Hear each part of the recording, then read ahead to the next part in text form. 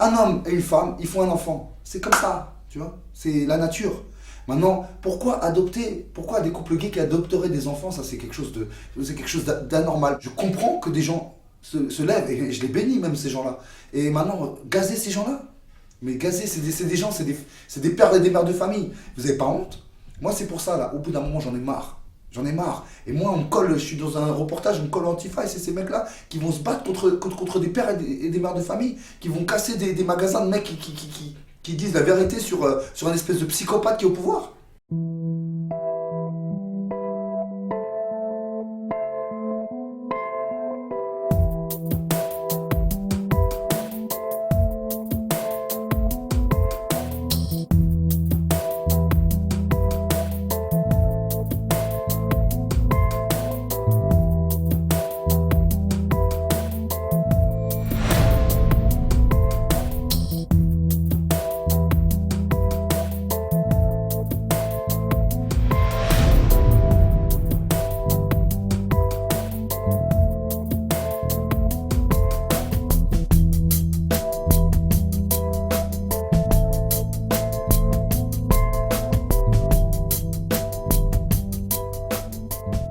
Je suis originaire du Paris 13e arrondissement. J'ai 43 ans, je suis né en 71. J'ai été membre des Ducky Boys en 1985-86. Le mouvement anti-rebelle n'en finit plus de prendre de l'ampleur.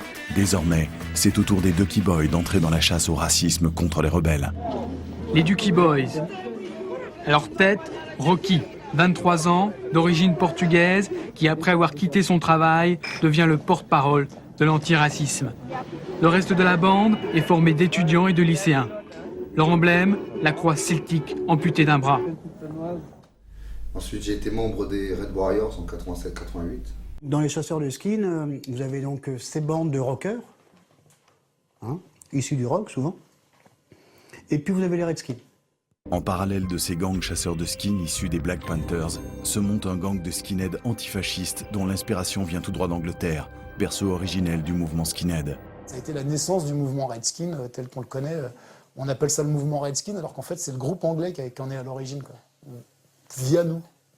Ça a été créé d'une façon artificielle dans le milieu des années 80 pour lutter contre la montée du mouvement skinhead qui était pour un mouvement de jeunes et un mouvement de masse. J'ai vu arriver une équipe de gars, j'ai été médusé. C'est-à-dire qu'ils étaient rasés à blanc à l'époque, c'était rare. Bon, j'avais vu les skins comme ça, mais eux ils étaient rasés à blanc avec un peu de cheveux, tu vois. Et ils avaient des bons styles, tu vois, bandana autour du cou, bombers noirs, tous le bombers noir, batte de baseball dans le sac, déterminés de malades. Ça m'a impressionné.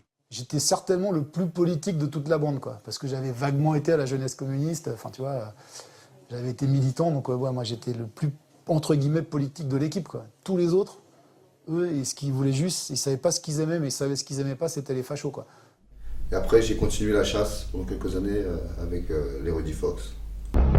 Face à cette tentative d'OPA des skinheads sur les stades, une nouvelle bande rassemble membres des Ducky Boys et jeunes des cités.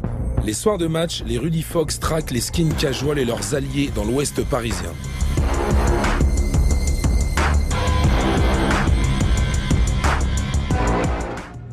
Par style et provocation, les Rudy Fox adoptent le look skinhead. C'est à la fois une manière de redonner au mouvement son sens originel et d'affirmer que les skins ont perdu tant de terrain que même leur uniforme ne leur appartient plus.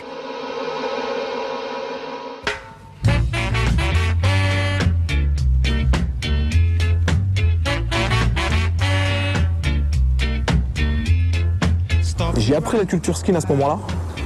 Donc on a commencé à intégrer le look skin à notre propre style. Donc en fait, ça donnait une fusion entre le look des quartiers et le look des skinheads. Pour être en bomber Stan Smith, bottes survêt Lacoste et follow Fred Perry. Et à un moment donné, on a extrémisé le truc. On a commencé à porter les jeans Javel, les serviettes, les patchs avec des têtes de bulldog, tous les têtes rasées. À la fin, c'était ambigu, tout le monde nous prenait pour des fachos. En fait, moi, je viens contrairement à notre ami ici présent, moi, je fais partie en fait de ces banlieusards entre guillemets qui ont épousé la Zulu Nation, comme on va dire. Ouais, à la base, je suis un Zoulou. Le mouvement Zoulou se définit comme un mouvement pacifiste et apolitique. Et comme tout gang, il a ses propres codes. Le code vestimentaire, casquette de baseball, blouson à l'américaine, basket à l'américaine, collier avec un signe africain ou point levé en référence aux Black Panthers qui défendaient la cause noire dans les années 70.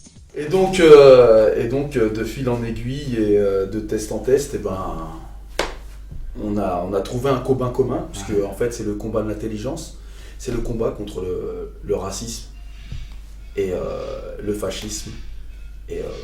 Et donc c'était beaucoup plus intelligent que faire nos petites guéguerres de Zoulou, entre guillemets. Donc j'ai été coopté par un Rudy. Et donc j'ai terminé en réalité dans cette bande. Mais bon, j'ai fait pas mal de bandes. Ouais, il était Cobra Power. Il faut savoir aussi que... Ragné et moi, nous avons monté les Cobra Power. Les Cobra Power, qui était la section arabe des Black Dragons. Des Black Dragons. En fait, Ragné et moi, on était dans la section kamikaze des Black Dragons. Et on a monté ensuite la section Cobra Power. Et en fait, on était sur les Champs-Élysées et à la Défense en même temps. Ouais. Donc, à la suite de ça, eh ben, j'ai été coopté par les Rudy, et donc j'ai fini en fait Rudy Fox.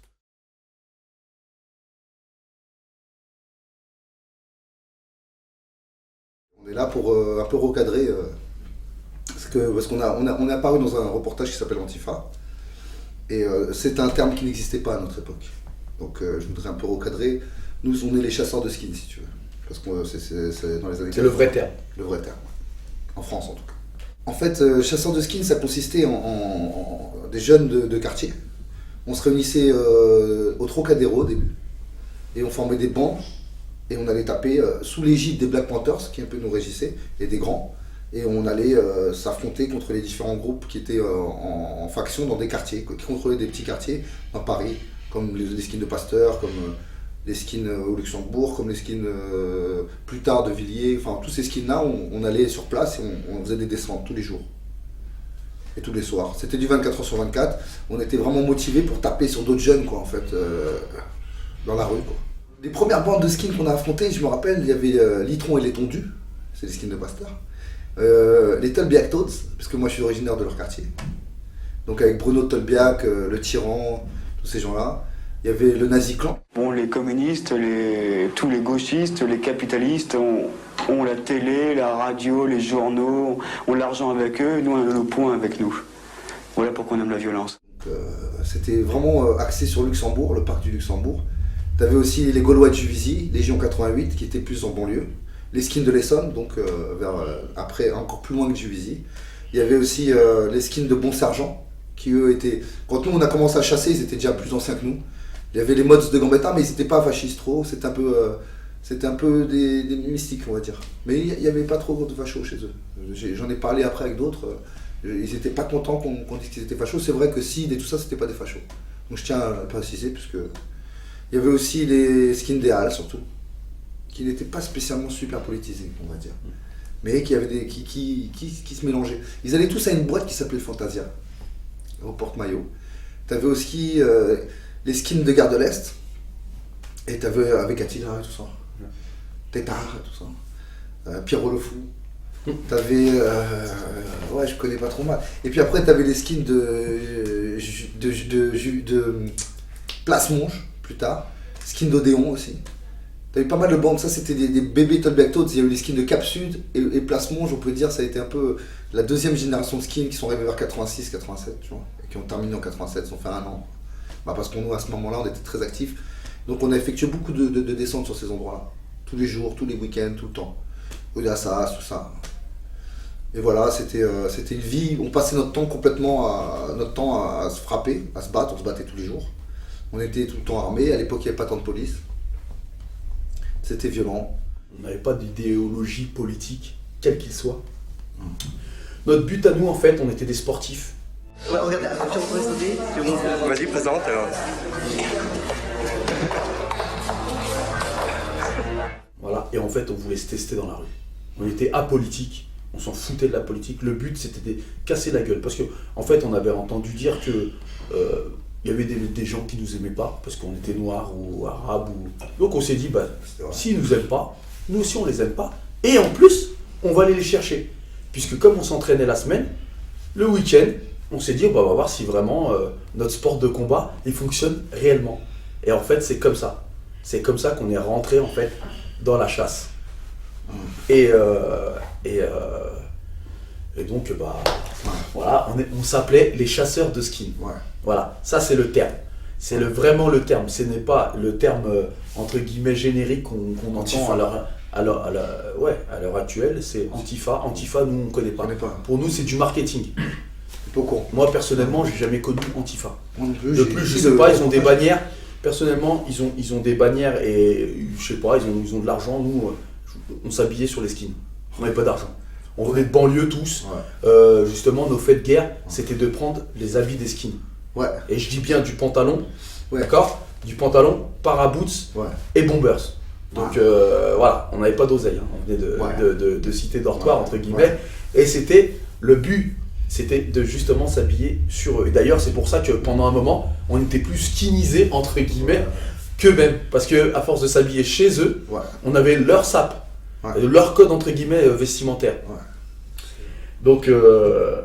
Donc, à la suite de ça, en fait, on a fait notre boulot jusqu'à qu'il y en ait plus, enfin, qu'il y en ait très peu, où ils se déguisaient je sais pas, en personne normale. À un moment, on n'en voyait plus. Ouais. Donc, on a commencé à s'inquiéter. Hein. Ouais. Et puis, on en a eu marre de s'inquiéter, de tourner en rond pour rien. Et donc, après, on a retourné à notre petite vie, c'est-à-dire le travail et les enfants et compagnie. Et quelques années plus tard, c'est-à-dire récent, hein, peut-être 5 ans, 5-6 ans, hein, on a entendu parler des Antifa. Qu'est-ce que les Antifa ? Un reportage qu'on a fait.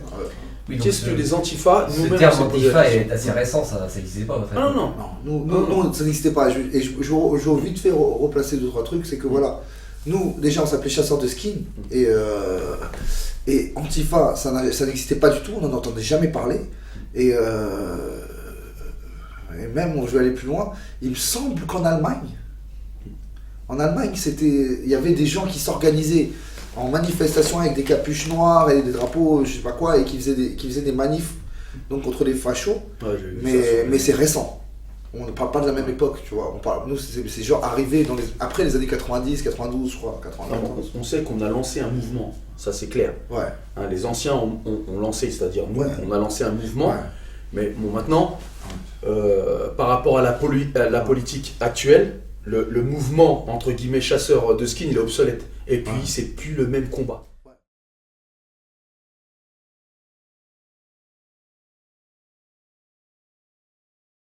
On était dans les squats, il y avait aussi le mouvement punk qui était super actif à cette époque-là, il y avait des usines désaffectées où il y avait des concerts, c'était quand même, c'était autre chose la rue, c'était des combats de tribus urbaines.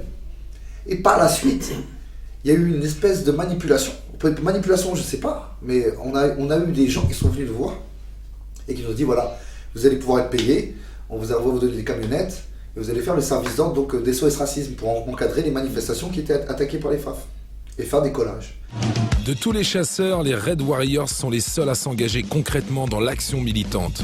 Ils se rapprochent du SCALP, les sections carrément anti-Le Pen, antifascistes et libertaires créées à Toulouse en 84. SOS Racisme les recrute à l'occasion pour assurer son service d'ordre ou coller des affiches. Il y avait une campagne SOS Racisme qui était lancée, tu sais, genre campagne SOS Racisme traditionnellement, mais il y avait aussi la campagne présidentielle de 88 qui avait lieu à ce moment-là. Et donc, t'étais colleur pour SOS Racisme, mais t'étais susceptible de croiser les colleurs du front et compagnie, quoi. Et que le problème quand t'es en campagne, c'est que si tu colles pas la nuit, tu tiens pas les murs le jour, quoi. Et donc, à ce moment-là, Julien Drey, donc, qui est aujourd'hui député de l'Essonne, bien sous tout rapport, lui venait de quitter la Ligue communiste révolutionnaire, il était au bureau politique, il l'avait quitté quelques mois avant, je crois, il avait une grosse barbe comme ça et tout, et c'est lui qui avait monté SOS Racisme avec Harlem Désir. Donc il a encore cette espèce de culture un peu, tu sais, extrême gauchiste, machin de la Ligue, et donc on est les mecs présentés par des militants comme étant susceptibles de coller la nuit pour SOS Racisme. C'était pas gratuit, on était payés et tout, hein. Et les mecs mettent à notre disposition camionnettes, donc on avait 2 camionnettes Louis Valem bleues, je me souviens. Et nous, évidemment, on utilise ça à fond pour coller des affiches comme ça de temps en temps, bien sûr. Mais imagine l'aubaine, camionnette, budget pour essence illimité. Et donc, du coup, nous, pour nos activités nocturnes, on avait cette espèce de couverture liée au fait qu'on collait pour une organisation. Et on utilisait les camionnettes, c'était un bonheur qu'on était 10 dans chaque camionnette et on en profitait pour taper des grosses descentes sur les FEFA. Et il y avait certains de notre mouvement prenaient des billets par les gars des SOS Racisme. Et à ce moment-là, donc on a été super violents, et ce qui s'est passé, c'est qu'ils ont pas pu, ils se sont dissociés de nous au bout d'un moment, quand il y a eu pas mal de violences qui ont été effectuées, et que la police en avait marre de... Mais je me rappelle quand même qu'à 16 ans, je me suis fait arrêter avec un flingue sur moi, et on me l'a rendu, et je suis parti, avec un coup de téléphone. Donc c'était les années Mitterrand, et voilà quoi, donc il y avait quand même toujours une espèce de petite manipulation politique. Je veux dire, la vérité, c'est que dans l'équipe où j'étais, dans le gang où j'étais, il y en avait qui prenaient des thunes, tu vois. Mais nous, c'était pas bien réparti. Trop jeune, moi j'étais trop petit, tu vois, et c'était pas, ils me donnaient rien. Donc moi je volais les badges SOS Racisme, et j'avais fait un stand. Et Yael Désir, elle est venue me voir une fois. Elle fait, mais qu'est-ce que c'est que ce bordel? Et je fais, vas-y, laisse-moi tranquille. Tu me donnes pas une thune, je me prends des coups de batte dans la tête toute la journée, tu vois, j'ai des blessures là, là, là. Je vais me laisser tranquille, parce que le service d'ordre, je vous dis, de l'esplanade de Vincennes, imaginez, avec des milliers de gens pour Mandela, on le faisait gratuit, un sandwich et une canette de coca. C'est tout ce qu'on avait. Et deux côtes fêlées, elles me font encore mal aujourd'hui. On s'est fait des batailles de titans. Vous savez ce que c'est quand toute la foule, on voit des mecs, ils baffent des gens, des pointages, des femmes qui commencent à se faire violer dans la foule. On saute dans une foule, on arrive avec la triplex, on a des coups de triplex, on dégage la foule, et on se retrouve avec 4 cités qui nous sautent dessus. On a vécu des trucs spéciaux, je vous dis franchement. Et en plus, cette époque était violente. La liste antisioniste.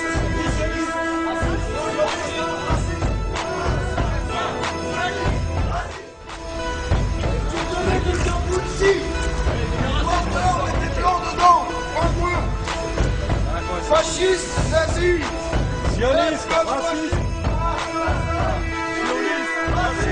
assassin, sioniste, raciste,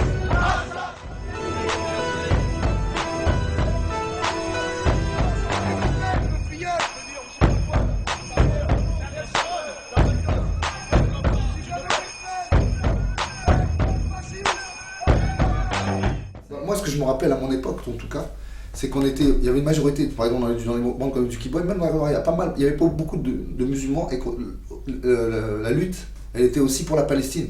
C'était une des principales luttes pour nous. C'était anti-apartheid, anti-Palestine. Donc le délire d'attaquer la liste antisioniste, bon, l'antisionisme, il y avait quand même le centre Zahra avec eux, c'est pas les GNR quoi. Il y a quand même d'autres priorités, c'est ce que je voulais dire, c'est ce que j'essaie d'expliquer, j'essaie de leur expliquer. Vous avez d'autres priorités que d'attaquer ces gens-là. Le GNR qui est un groupuscule fasciste. Pour les gens qui ne connaissent pas. Néo-nazis, on va dire. Mais en fait, il y a d'autres priorités que ces gens-là, quoi. Moi, j'étais déjà assez étonné, on va dire. Mais j'étais pas encore éveillé. Moi, si vous voulez, ce qui m'a éveillé, c'est les positions des Antifa sur la Libye. Néante. Des personnes qui a dénoncé ce qui se passait, alors que Kadhafi, il s'occupait très bien de sa population, on peut dire ce qu'on veut. Aujourd'hui, c'est l'anarchie, c'est le chaos, c'est l'enfer là-bas. À l'époque, on parle de beaucoup de gens qui sont morts, on parle de beaucoup de choses. C'est le genre de causes que normalement, les Antifa devaient être à la pointe. Pareil pour la Syrie avec Bachar al-Assad. On nous raconte des mythos tous les jours sur les médias, et les Antifa, ils sont pas à la pointe, ils sont même anti-Bachar al-Assad. Mais on sait que c'est les vrais fachos aujourd'hui, c'est qui ? Les vrais fachos aujourd'hui, c'est Al-Qaïda financé par la CIA, c'est Al-Nusra financé qui sont financés par nos gouvernements. Ouais. Moi je pense que c'est un autre débat, mais moi, ce que je voulais dire justement par là, c'est que en fait, moi je peux comprendre des gens qui se fassent manipuler, parce que c'est ça en réalité, c'est toute une question de manipulation. Maintenant, il faut savoir que les êtres humains, ils ont un cerveau. Ouais. Et il faut essayer de s'en servir. C'est-à-dire, pour qui on bosse, qui est vraiment l'ennemi numéro un. Est-ce que c'est un prolétaire comme toi, qui se dit nationaliste, facho, tout ça? En fait, c'est des gars comme nous. Hein. Mais pour moi, les vrais ennemis aujourd'hui, c'est les finances, c'est les assurances, et malheureusement, c'est notre propre gouvernement qui doit nous protéger de tout cela. Donc en réalité, les Antifa aujourd'hui, il ne faut pas qu'ils se trompent de combat. Il faut, le nationalisme, on est d'accord, il y a tout le monde. Moi je suis nationaliste, d'accord? Je suis nationaliste. Dans tous les pays, ils sont tous nationalistes. Il n'y a personne qui n'est pas nationaliste. On est tous nationalistes, on aime tous notre pays. Maintenant, dans le nationalisme, il y a quoi? Il y a des cons. Les cons, on les met à part, d'accord? Mais ils font partie intégrante de notre pays. Alors quoi qu'il se passe, on doit les écouter. Et c'est pour ça que nous, on adhère en fait à égalité et réconciliation, parce que c'est égalité et réconciliation. C'est-à-dire que nous, on a fait notre travail de chasseur de skin, et attention, on a fait notre travail, et je tenais à dire justement que si aujourd'hui je suis flouté, c'est que je suis encore actif, et que ne croyez pas qu'aujourd'hui je fais une interview pour Alain Soral, que demain je ne pourrais pas être son ennemi. Donc il faut arrêter de croire qu'on est lobotomisé et qu'on ne réfléchit pas. Ouais. C'est-à-dire qu'aujourd'hui, je peux être l'ami d'un tel, mais si les idées elles changent, je peux être aussi bien son ennemi. Et je suis que la partie émergée de l'iceberg. Ouais. Des gens, j'ai plein de gens qui sont derrière moi qui pensent exactement la même chose que moi. Donc il faut arrêter de nous diviser et de faire des amalgames comme les Finkielkraut, comme et j'en passe, et des meilleurs. Ouais. On n'aurait peut-être pas dit ça à 20 ans. Ouais. On a la quarantaine, on a un peu plus lu que la moyenne, entre guillemets, et un peu plus lu qu'à nos 20 ans, voilà. Bien sûr. Et je pense que moi, j'ai envie de me regarder dans le miroir, ouais. Et les vrais combats, c'est pas à nous fracasser dessus entre guillemets français. Hein. Ça, c'est des faux combats, des faux problèmes. Et pour moi, Soral, il est 100% dans le vrai.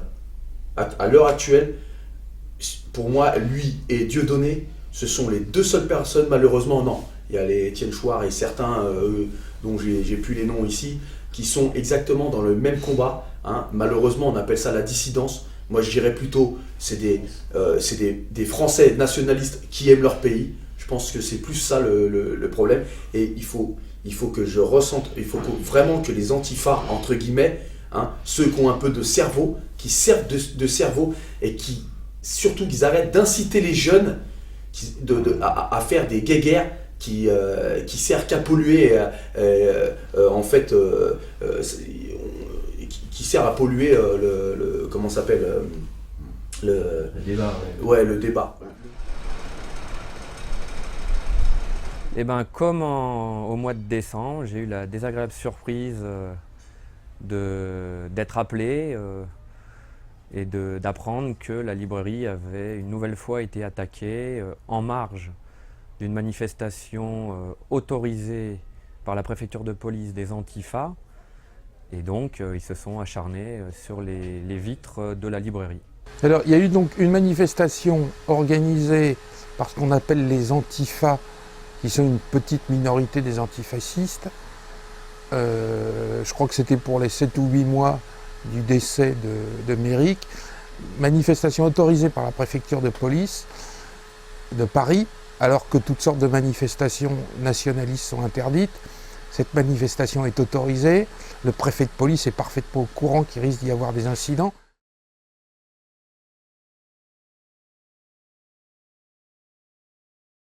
C'est pas des antifas, c'est des mecs perdus là.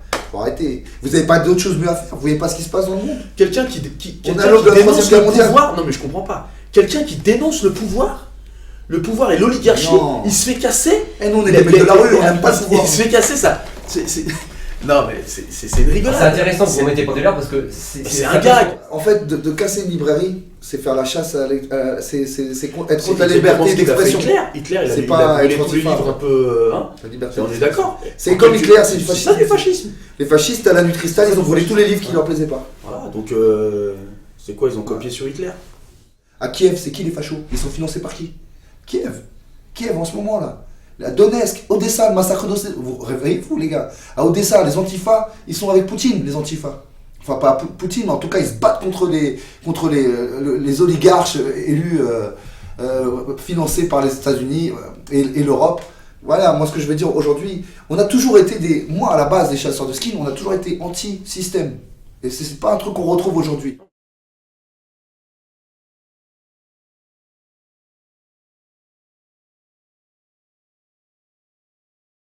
Moi je vais vous dire un truc, j'ai rien contre les homosexuels, on va commencer par parce que c'est évidemment on va me cataloguer comme ça, donc j'ai rien contre les homosexuels. mais par contre ce que j'aimerais bien, moi je veux militer pour les gosses. Je veux militer pour les gosses, 40 000 gosses qui disparaissent tous les ans. Mais qu'est-ce qui se passe? L'affaire du trou, qu'est-ce qui se passe? On n'est pas arrivé. À chaque fois qu'un mec il approche de la vérité, il est soit arrêté, soit complètement arrêté par la police. Donc moi ce que je veux dire, il y a des mecs qui sont même en cavale pour ça. Moi, je veux dire un truc. Là, il faut se réveiller. On arrive, tout le monde maintenant avec la technologie moderne, plus personne ne vit en famille, les gens ils regardent leur téléphone, ils sont comme ça. On vit dans un monde qui est complètement en train de changer. Les gens ils perdent les vraies valeurs. Moi je veux dire, je suis marié à une chrétienne, hein, moi je suis bouddhiste, je suis marié à une chrétienne, j'ai de l'amour pour les chrétiens. Et j'ai de l'amour pour les vraies valeurs, c'est-à-dire les vraies valeurs qui font que un homme et une femme, ils font un enfant. C'est comme ça, tu vois, c'est la nature. Maintenant, pourquoi des couples gays qui adopteraient des enfants, ça c'est quelque chose d'anormal. Moi j'appelle ça dans ma culture adarmisme. C'est pas dharmique, c'est pas normal. Donc pour moi, je comprends que des gens se lèvent, et je les bénis même ces gens-là. Et maintenant, gazer ces gens-là, mais gazer, c'est des gens, c'est des pères et des mères de famille. Vous avez pas honte? Moi c'est pour ça là, au bout d'un moment j'en ai marre. J'en ai marre. Et moi, je suis dans un reportage, on me colle Antifa, et c'est ces mecs-là qui vont se battre contre des pères et des mères de famille, qui vont casser des magasins de mecs qui disent la vérité sur un espèce de psychopathe qui est au pouvoir. Et moi, je me dis, l'ennemi, il est en haut. Hein. C'est pas les gars dans la rue qui pensent pas pareil pauvre que vous, parce que dans le fond, on est tous des frères et des sœurs. Tous, peu importe qui on est. Et on est tous d'accord là-dessus. Non, mais on est surtout issus d'un père et d'une mère, enfin. Voilà. Bah ouais. Donc je pense que le fondement même de l'humanité, c'est un papa et une maman. Donc à l'époque, les groupes entre guillemets antifascistes qui venaient menacer et intimider ces familles qui défilaient, vous les soutenez pas, oui? Pas du tout. Certainement pas. Ouais, certainement pas. Certainement pas. Moi, je vous explique un truc. On est à fond avec ces familles. Nous, on est rentré en guerre contre les gangs Zoulous, parce que c'est des pointeurs. Tu vois, nous on a une moralité, hein. Faut pas croire que ça y est, c'est la taf. Vous êtes arrivé des pointeurs, ce qui veut dire des violeurs. Nous avant dans la rue, moi je vous dis, il n'y a pas d'évolution, c'est une dévolution. On a les valeurs de la rue. Les valeurs de la rue. Entre guillemets, et elles sont maintenant traditionnelles. on pense, hein, on a réussi à essayer de penser quand même, on a évolué un tout petit peu, mais bon, faut savoir qu'on a quand même un peu nous qui est binaire. Hein. C'est-à-dire, tu m'aimes pas, je t'aime pas, je veux un papa et une maman, comme tout le monde. Et donc c'est clair que nous, entre guillemets, les chasseurs, on est pour la famille.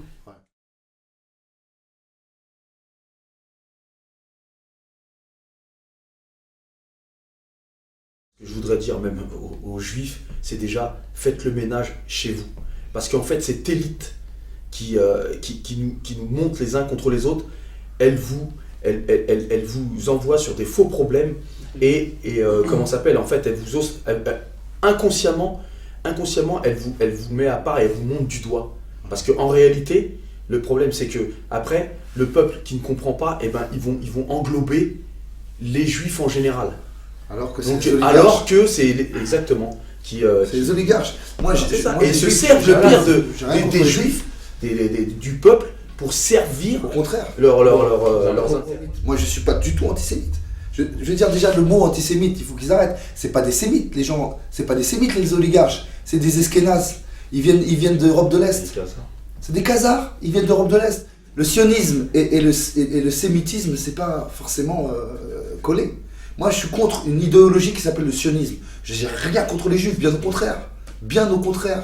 Ils ont la même place que tout le monde dans le monde entier. Hein. Et c'est ce que... Sauf que le problème, c'est que justement, cette minorité-là qui fait énormément de mal à leur diaspora, entre guillemets, eux foutent la merde pour pouvoir grappiller un peu... C'est les premiers ennemis des juifs, des sionistes. C'est les ennemis numéro 1 des juifs, c'est les sionistes. Absolument. C'est l'ennemi du judaïsme.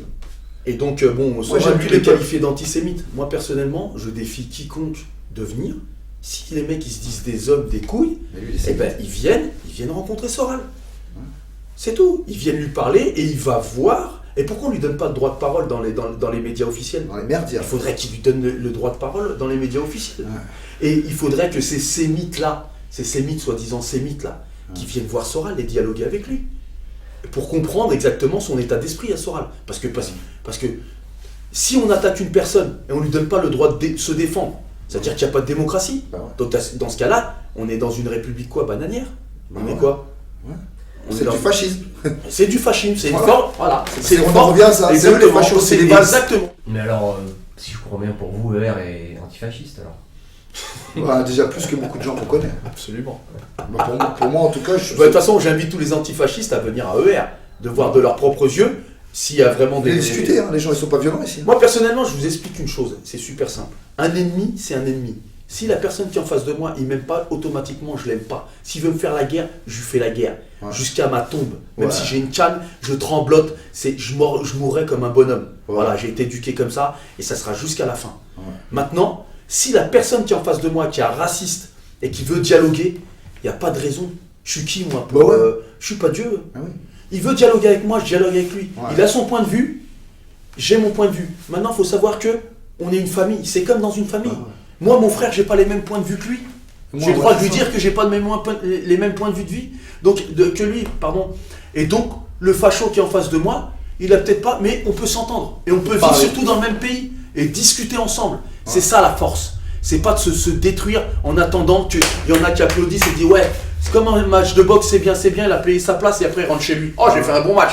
Et les deux cons, les deux cons sont en train de se niquer. Et ça, c'est les pauvres, les prolétaires. Ouais. Et c'est ça tous les jours. Tous les jours. Voilà. Parce que les Français, la plupart des Français là, ils gueulent tous chez eux, tous. Il n'y en a pas un qui n'est pas mécontent. Ouais. Ils gueulent. Sauf que comme il est maqué avec son crédit, hein, il espère que c'est l'autre d'à côté qui va gueuler à sa place. Mais celui-là qui gueule à sa place, il en a marre. Et ce qu'il aimerait bien que la majorité des Français, hein, qui se disent patriotes, Français qui gueulent sur les étrangers à tout bout de champ, qui lèvent leur putain de cul de leur télé et qu'ils aillent manifester pour des choses sensées. Donc, la manif pour tous. Ouais. Voilà. Tout le monde est bloqué par des étiquettes. Moi, au début aussi, mon ami m'a dit, viens, puisque je parlais mal de Soral, je kiffais pas Soral au début, tu vois, sur certains points, tu vois, parce que pour moi, le Front National, tu sais, c'est Satan, tu vois ce que je veux dire, dans notre façon de voir les choses. Et donc, lui, il m'a dit, viens, on va discuter avec lui. J'ai discuté avec lui, et on est d'accord sur énormément de points. Je veux dire, on va arriver, voilà, aujourd'hui, je fais un pas en avant, tu vois. Ça s'appelle l'intelligence. C'est tout. Et je suis content de parler avec des êtres humains. Moi, je suis là pour la paix, en fait. Je suis pas pour... On est tous pour la paix. On est tous pour la paix. On n'est pas nés pour la guerre. Si vraiment vous êtes vrai avec vous-même, c'est avec nous que vous devriez être. Et non pas avec le gouvernement, certainement pas avec ce gouvernement. Parce qu'en réalité, ce gouvernement est contre vous et contre nous. C'est-à-dire qu'il n'est pas pour le peuple. Il est pour ceux qui les payent. C'est-à-dire les grandes industries et les lobbies. Voilà, c'est tout. Donc si vous vous dites Antifa et patriote, si vous aimez votre pays, c'est avec ER qu'il faut être. C'est tout. Voilà. Même si moi je pense qu'en tout cas, à tous les niveaux, au niveau de la famille, des lois qui sont passées, de l'arnaque européenne, vous vous rendez compte, je pense que tout le monde, Antifa, tout le monde, vous l'avez pris quand même quand ça s'est passé du franc à l'euro. Ça fait mal, ça fait mal, ça fait mal. Et ben voilà, ça suffit. Ça suffit. Il faut arrêter de se taper entre nous et il va falloir tous se donner la main et ils pourront rien faire. Comme Gandhi, il a réussi sans violence à anéantir les oligarques sur l'Inde. Moi, c'est l'anticolonialisme et le colonialisme aujourd'hui, c'est pas les fachos qui le font, c'est pas les nationalistes qui le font, c'est les oligarches, c'est les banquiers. C'est tous ces gens-là. Et qui se servent justement et qui se servent du petit peuple. Pourquoi ? Pour diviser, pour mieux régner. Absolument. C'est donc, le but. Au bout d'un moment, il faut arrêter de suivre des mecs avec des gros égos. Il faut réfléchir, il faut observer par vous-même et chercher l'information et la vraie. Parce que la télé, c'est que de la merde. Et je voulais juste dire une dernière chose. Je voulais dire Dieu est grand et je remercie Dieu tous les jours. Eh ben, merci pour le message. Respect. Merci à vous.